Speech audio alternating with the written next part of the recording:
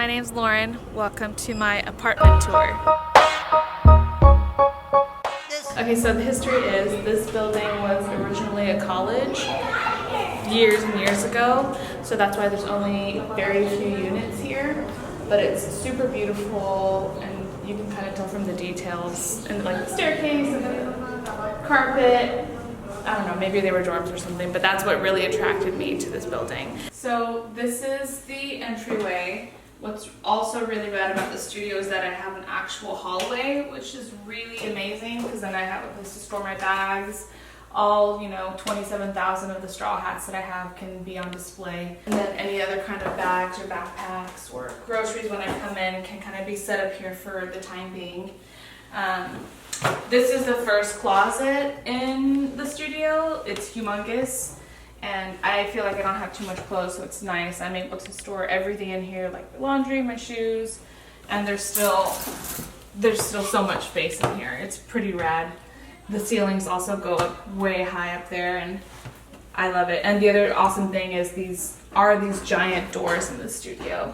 I love it. There's that one here, and then there's one here if it is a little too loud outside because all the niños play. They're typically done by maybe 10 p.m., but just in case I can close it and have a little bit more peace and quiet. So this is my studio apartment. When I was first viewing it that evening with Christine, I was very nervous about it because the landlord's apartment had very scary green carpet and a lot of stuff all over the place. So we were very apprehensive, but I said, I'll just look at it, I'll take what I can get. And then as soon as we walked in and they opened the doors, I was like, I gasped because it was totally not what I had expected. The ceilings here are beautiful and they're so high, and that's probably the first thing that sold me because I immediately was trying to think of all the plants I could hang, even though I only have a couple hanging here right now.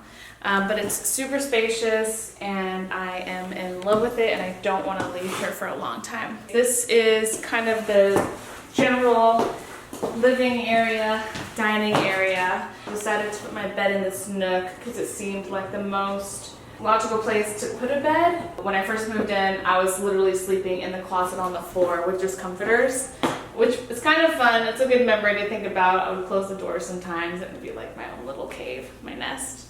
But now it's nice having a full-size bed like a normal person. And then up here, I've just got very few books. There's 3 shelves in there. This place has tons of space. It's kind of nuts. So when I found this place, I was able to already have a few pieces of furniture here that were previously on Vashon. Specifically the teak table. That was one of the things that I really wanted to keep because it was such a good deal and I love it and it's versatile. And it's a clean shape, so I know I'll keep it for a really long time. Same thing with the daybed frame.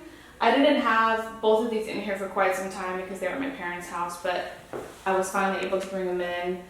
This thing, however, still has not had an appropriate daybed cushion for years now, but I found some cushions outside that someone was getting rid of in the unit, and I took 2 of them and I just put a little bit of fabric over it, and I'm fine with it. I mean, I still sleep pretty cozy on here. My Marcel chair came down with me. The Acapulco will be in the family for many years to come, I think.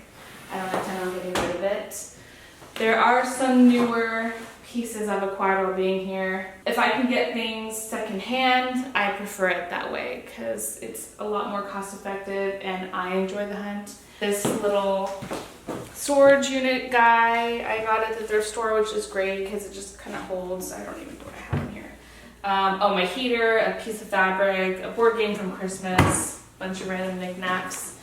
This little contraption holds my records and the record player, and then a plant down there kind of hides all of the wires that are hidden behind there. And over here, again, more random stuff. This thing is kind of my favorite. It's technically an Oya and you use it for irrigation when you garden. So you would plant it in the ground, you dig a hole as high as the thing is, and then you fill it with water, and then it naturally waters the area around it. Depending on the size, I think if you get within like a 3-foot diameter, or 3 feet on each side, so circumference, I forget. Don't hold me to that, but that's what I love about it, and you can use it in a garden box too. So hopefully in the future, if I'm able to ever get a place with a backyard, I can properly use that. Until then, it's a really cool looking object. The kitchen, I think, is the star of the studio, besides the high ceilings, because of how massive it is.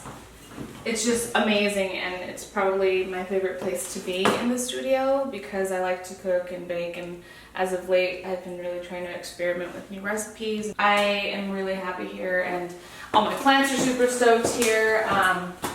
They've all been going crazy here, and then now I've been trying to venture into using the windowsill as a display area. I don't ever open this window, so that's the only reason I'm doing it. Otherwise I would not recommend this, because you're probably likely to come home to a bunch of broken terracotta pots. Over here is my pantry.